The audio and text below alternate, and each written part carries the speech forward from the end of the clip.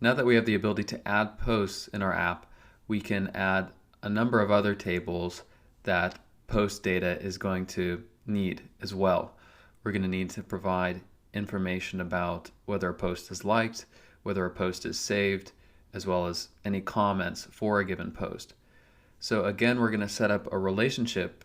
We're going to create all of these different tables for likes, saved posts, and comments, and we're going to set up a relationship both with the existing post table as well as users. So we're going to begin by, in our data tab, adding first the likes table, and it's going to have the following columns. It's going to have an ID, again with the type of UUID, which we're going to generate. And for every like, we want to store data about the user that performed the like as well as the post that it's on. So we're going to need both the post ID of type UUID and the user ID of the same type. And we'll set the primary key to ID. We're going to add all of our tables first, and then we're going to set up all of the relationships. So another one, when we want to save a post, we're going to have a table for saved posts where each save is going to have its own ID. And we're going to store the post ID that it's on, as well as the user ID that made it. We'll add our primary key again. And finally, we're going to create a table for comments. This will be called comments. Now it's going to include a couple more bits of information, but we're going to have it start out as the same, have it include the same three columns: ID, post ID, and user ID. And also we're going to want to include the created at, when it was created, so we can sort our comments according to when they were made. And this is going to be of type timestamp and a default value of now. And then we want the comment content, which is just going to be of type text. So now that we have all three of these tables, we need to think about the relationships. We want each post, for example, to have an array relationship, a one-to-many relationship of a post to likes, comments, and saved posts. For users, we want an array relationship just for saved posts as well as for comments. Technically, the only one that we need is saved posts. We could do it for all three of them, but there's no situation where we really need any information directly on the user about how many likes that they've made. We technically don't need them for comments as well. So we could just do an array relationship between users and saved posts. And then of course we'll make the inverse relationship of an object relationship too. So let's begin with posts. We'll go to the post table and set up our relationships. We'll configure the first one, an array relationship for likes, and we're going to reference the table likes, and it's going to be from the post ID to the post ID stored on the like. So we'll save that and we can review the relationship. Likes post ID is referencing the post ID. And we're going to do the exact same thing for comments. Oh, we should stay on the post table, my mistake, and set up a new relationship, an array relationship called comments, referencing the table comments from ID to post ID. And then one last one for saved posts. We'll configure array relationship called saved posts, reference the table saved posts from ID to post ID. Now, as I mentioned, we only have to do one for the users table, set up a relationship. We'll configure an array relationship for the saved posts, and this is specifically for the users saved tab here. We want to be able to display all of a current user's saved posts. So we'll call this relationship saved posts and reference the same table from the ID, but this time to the user ID. Now for each one of the tables that we created, we need to go back to them and set up the object relationship. And we'll start with saved posts. We'll go to its relationships, and we need to set up two here. These are both object relationships. And the first one is going to be for post. We're going to reference the table posts, and it's going to be from the post ID to the ID on the post table. And then we have one more for the user, referencing the table users, and that's going to be from the user ID back to the ID on users. So we have two object relationships there, but for the other ones, we're just going to need to set up one with posts. So next for likes, we'll go to relationships, set up an object relationship for just post, reference the table posts, and it's going to be from the post ID to the ID on the table posts. And we can do exactly the same for comments.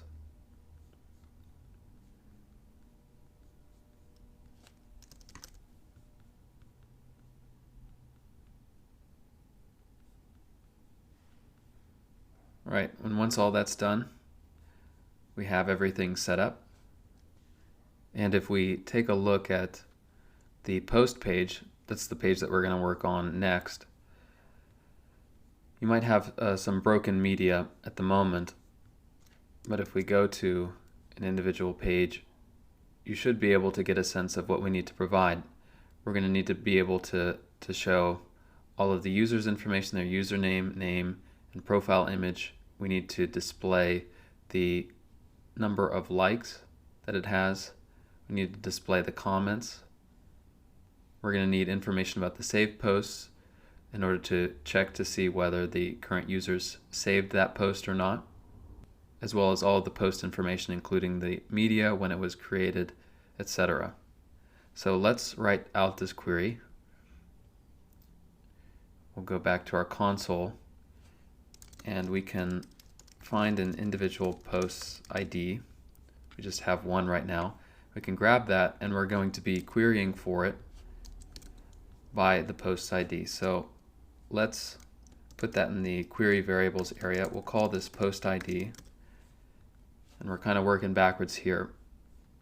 But we're going to make, instead of a plain query, we can write this as a subscription so we can get real-time updates to our post.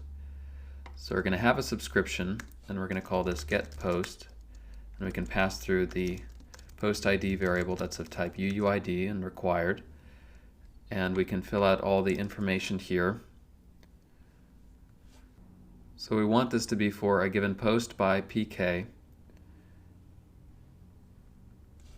I'll just rewrite what I had. Subscription getPost, post ID of type UUID. We'll pass that to the ID argument. And what are we going to return here? We want to grab the post's ID as well as its caption, when it was created, the media, its location, and then we wanted specific data about the user, so we'll select this user option, and within it we're going to grab the ID, username, name, and profile image, all of that to be shown at the top of the post. And then we need the amount of likes, and for that we can use this likes aggregate. An aggregate is very useful for getting the count, the number of something, without having to get all of the likes data. It just tells us how many, the aggregate, that is to say the number of likes that there are. So we select likes aggregate, then we choose aggregate, and then within it count, like that. And as I mentioned, we wanted to get the saved posts, and we wanted to grab the ID and the user ID to check to see if a post is saved by the current user. And then we want to get all of the comments.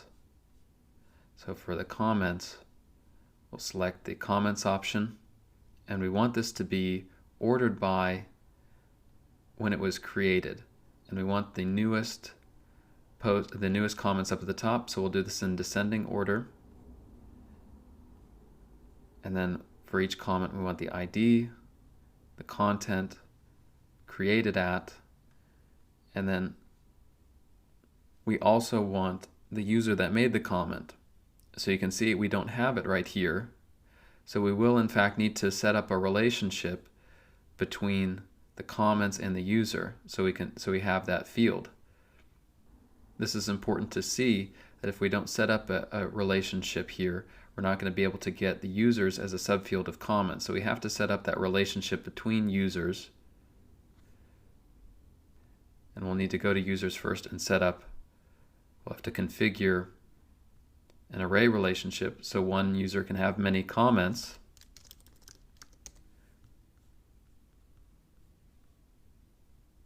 We'll reference the table comments, and it's going to be from the ID to the user ID, and then we'll set up the inverse on the comments table, an object relationship called user, and it's going to reference the table users from this time the user ID to the ID on users. So once that's done, if we head back, we should hopefully see within comments a new option to get the user's information, the user that made the comment. So for the user, we want simply their username next to the comment, as well as we want the username next to the comment. Need to make sure I'm in the right area.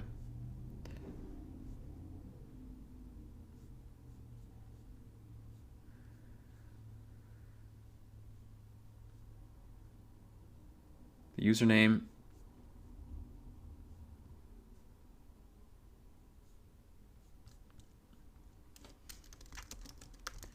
as well as the profile image.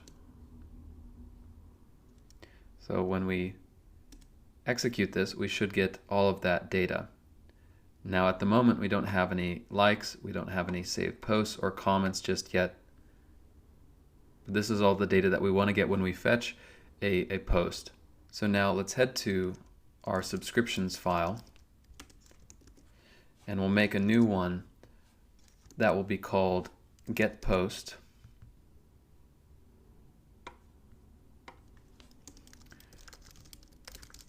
GetPost, and we can just paste in everything that we wrote here.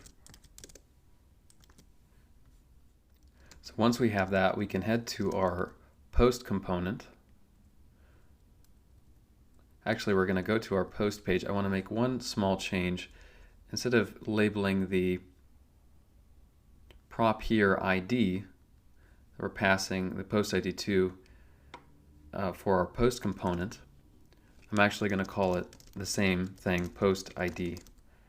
And then we'll go within our post component. And once we have the post ID, we can execute our subscription. We'll import use subscription, and we'll bring in get post. And we're going to get back data and loading. So now we can replace the default post data with data.postByPK,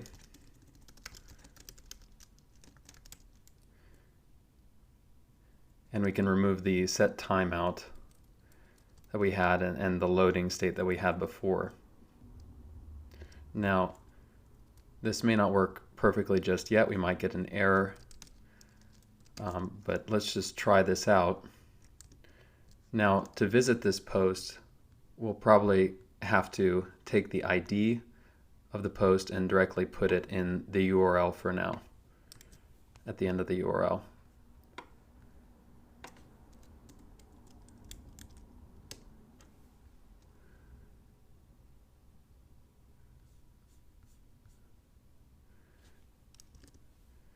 Oh, and by the way, we need to remove or move all of this destructured data and put it underneath where we have the check to see if we're loading.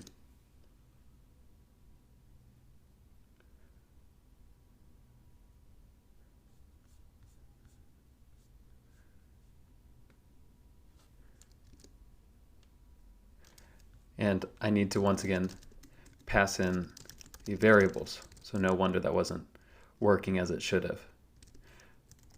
And we'll need to make a variables object providing post ID as the property and value. Okay, good. So that's a start. Now, there's some changes that we need to make here, but everything is fundamentally in the appropriate place. What we do need to improve is the appearance of the user caption as well as the comments once there are comments. So we're going to make a couple of components underneath for both the user caption as well as for the user comment. And I'm actually going to name this one author caption. So we're going to add the author caption directly underneath where we're showing the likes, this typography component. And I'm going to remove everything in this div here, as well as the comments.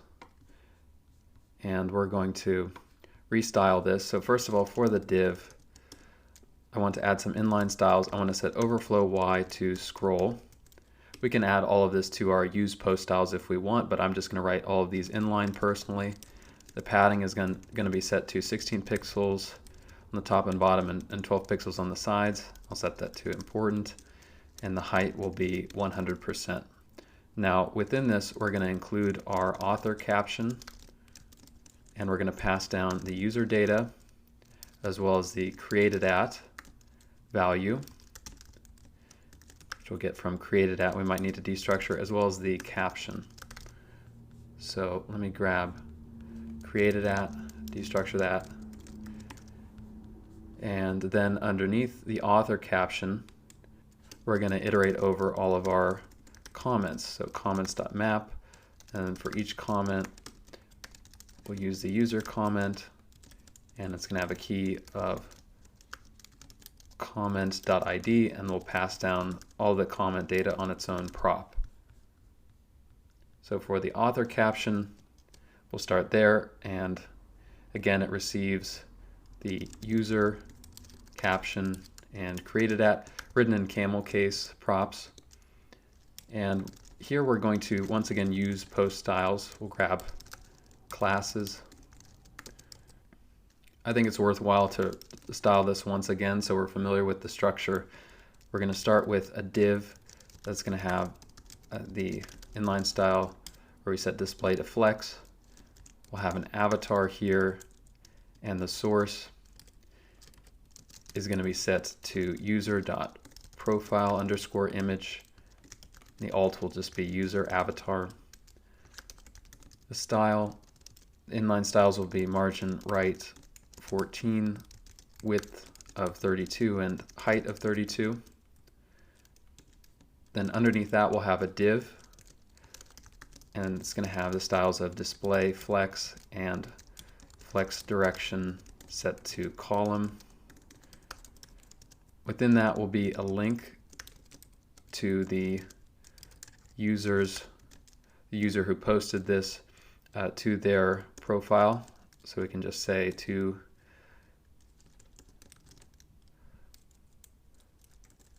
/user.username. And I believe it'll also work if we just say to user.username. We don't need that /, although I think it helps out in understanding. And then within the link, we'll have a typography component where the variant is subtitle 2, component, span. The class name is just going to be username. And here's where we're going to put the username of the person who made the post. And then underneath that, we'll have another typography component where the variant is body 2, component, span, class name is post caption, and here we'll set the inline style of padding left to 0, and we don't need a closing tag because, again, we're going to set dangerously set inner HTML, and on it set the underscore HTML property to the caption. And finally, underneath the link, we're going to have the date that it was posted. So we'll add the inline styles of margin top 16, margin bottom 4, and display set to inline block. The color, text secondary, and the variant caption. And this is where we'll include the date, the created at date for when the post was made. Now this structure is largely going to be the same as for our comment. So we can basically just copy all of this, copy this entire div, and I should have made that created at in camel case. And then for our user comment, we're going to grab just the comment from props. We're going to return this entire div. We basically just have to change the data. The source for the avatar is comment.user.profileimage. The link is going to be to comment.user.username, and the username from the same. Instead of using dangerously set inner HTML for this typography component, we're going to display the text in between the two tags, opening and closing tag, and that's going to be from comment.content. And then finally, for created at, that is correct, we can just say comment.created_at. And once again, we need to use post styles up at the top. So that should be it. Hopefully everything is looking good after this, and make sure to import the avatar component.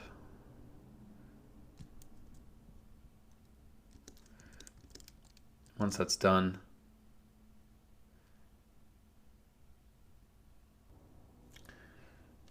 and let me see, I might have made a mistake with the padding.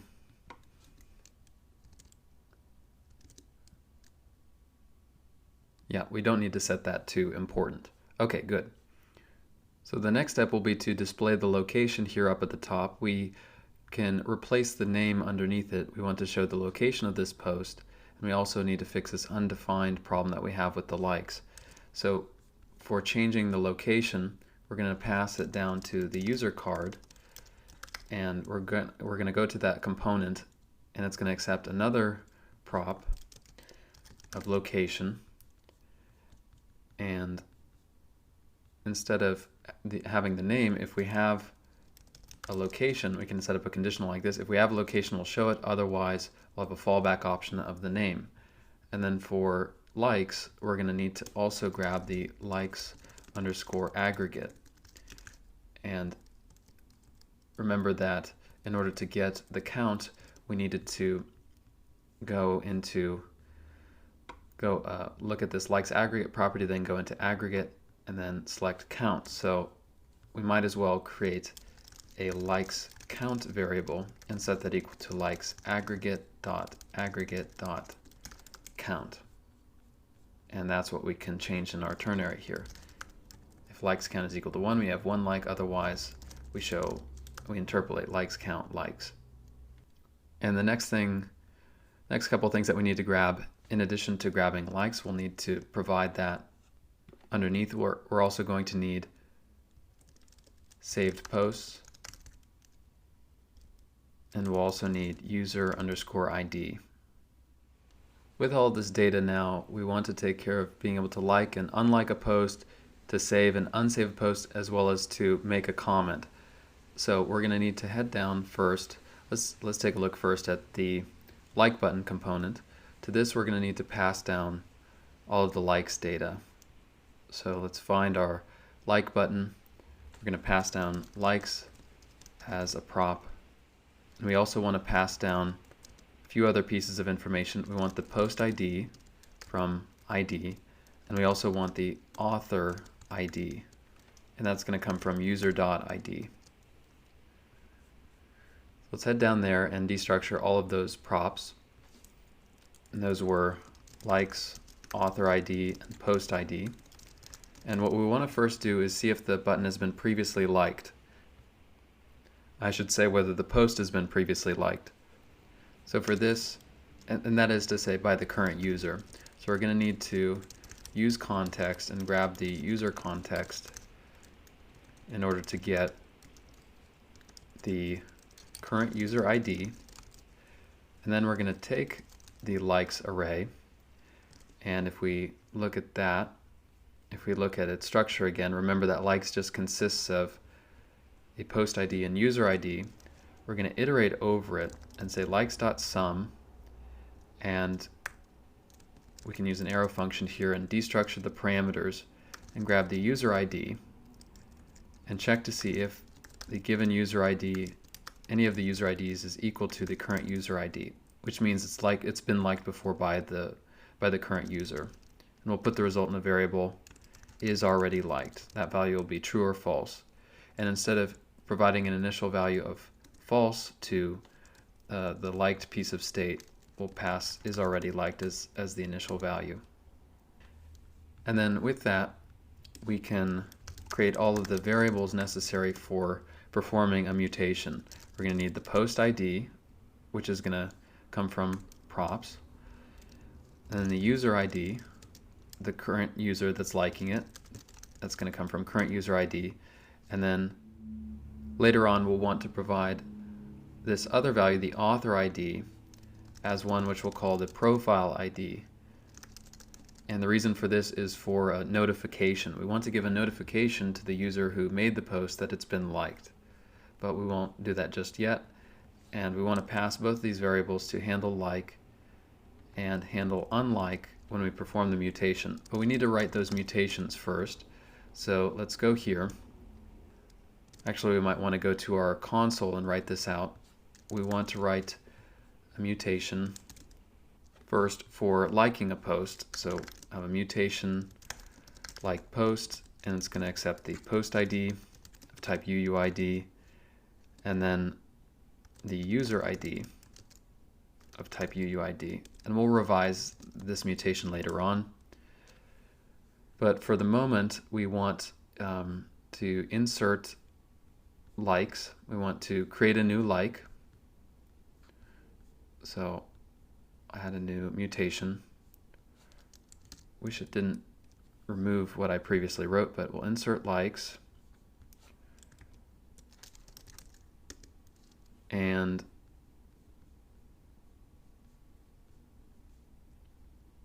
for objects, we'll provide the post ID and the user ID values. And since this is a subscription, we don't need to provide any data to the cache. It's going to update automatically, so all we need to return is affected rows. So this is going to be our mutation for like post, and for unlike post, it's going to be the exact same. Actually, it's not going to be precisely the same. So let's just take that and put it into its own variable like post. And then for unlike post, we want to make a new mutation where we're going to delete likes where, and then we're going to delete it according to the post ID, make sure it's equal to a certain value, as well as the user ID. And we want to return affected rows too. So again, we'll write the two, call this unlike post, and provide the two variables post ID and user ID.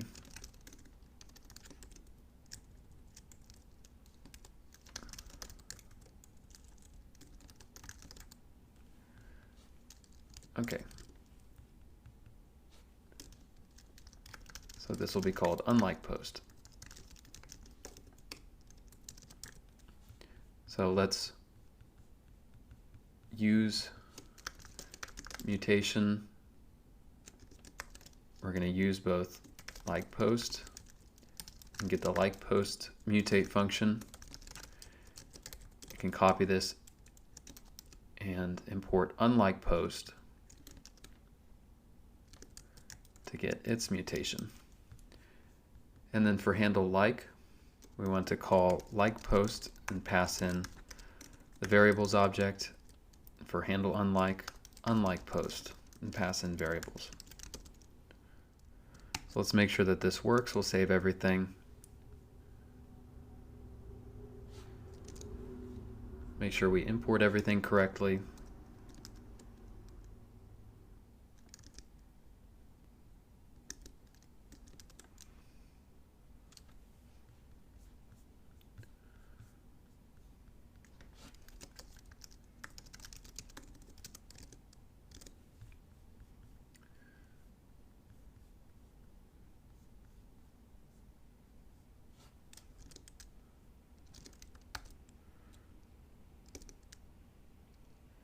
And I'm getting an error in post for unexpected use of location because I forgot to destructure it up at the top.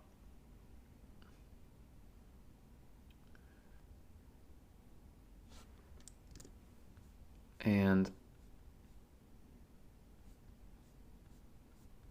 back within like button,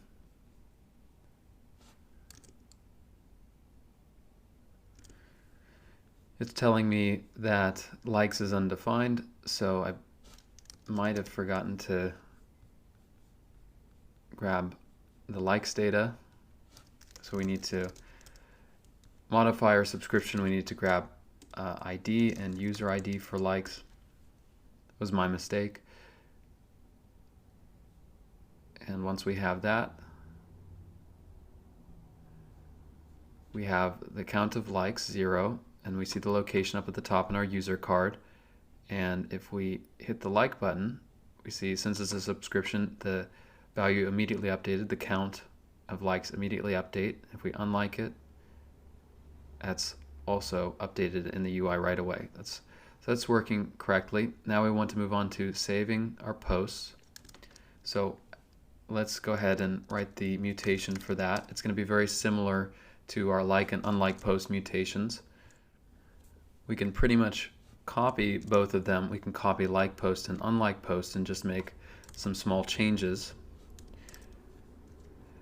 For like post, we'll change the name to save post, change the mutation name, and here we want to insert, and you have to write this exactly right, insert saved posts.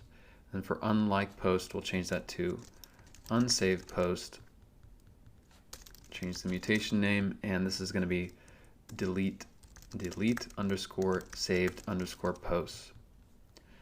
Now back in our post component, we'll find the save button, and here we need to pass down saved posts. I'll pass that as a camel case value. The saved post is going to be in snake case like this. And here we just need to pass down the post ID, set to ID. So we'll destructure both of those.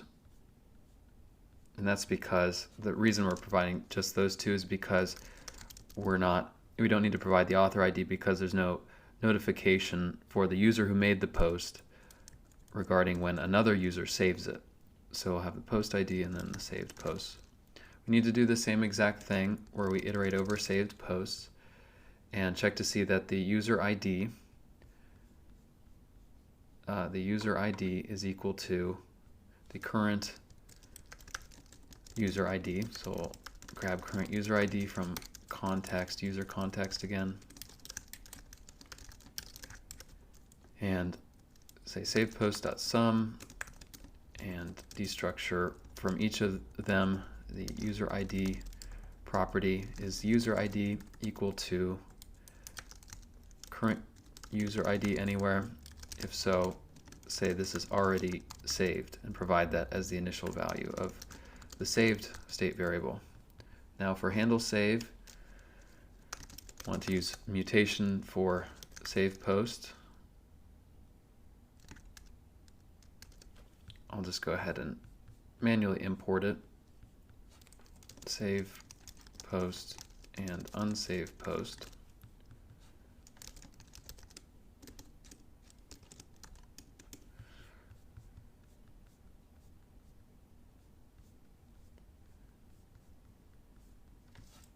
Get back the save post mutate function, copy that, and do the same for unsave post. And for handle save, I want to set save to true and then save the post, pass in the variables. For this, the variables object is again going to be the post ID, which we're getting from props, and the user ID is the current user ID. So for handle save, save post, and then for handle remove, unsave post. And then one further step we can do is we can check and make sure that we're actually seeing the data in our table. So if we like one more time the post, if we refresh likes, we should see that that is there. A new like is there, good. And if we save a post, if we go to save posts, that's there too. And if we remove both,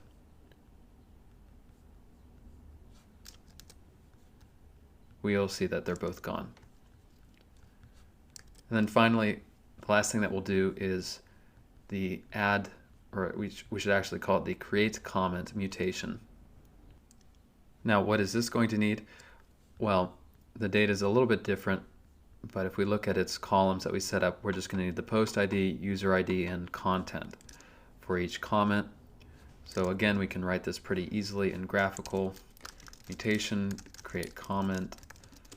So we want a new mutation where we want to insert comments,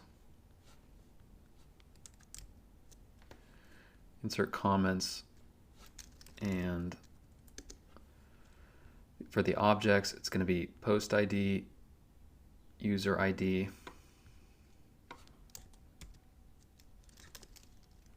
objects, it's going to be post ID, and then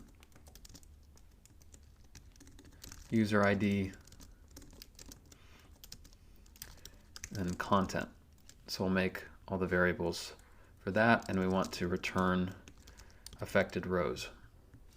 So we'll create a post ID variable, a user ID variable, and then a content variable that'll be of type string and required.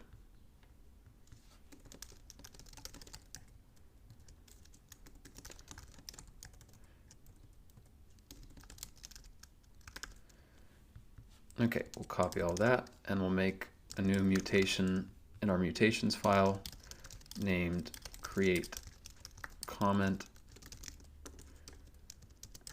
Paste that in. Then within comment, we need to pass just the post ID. So we'll provide that as a prop where our comment component is all the way up here. Post ID is just set to ID. We'll go back down there. And once we have that, we want to use mutation, bring in create comment,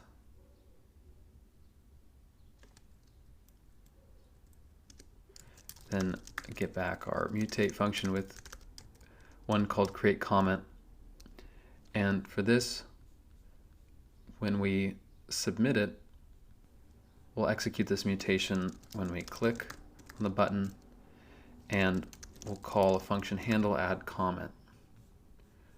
So we'll make a function handle add comment,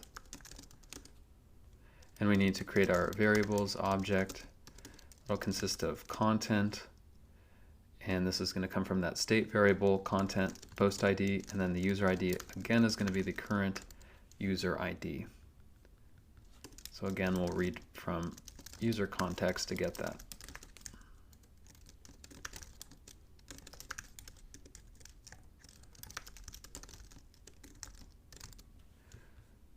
Then finally call create comment with its variables. Okay, now let's try adding our first comment here. Nice pick. We hit post, and we see it immediately underneath.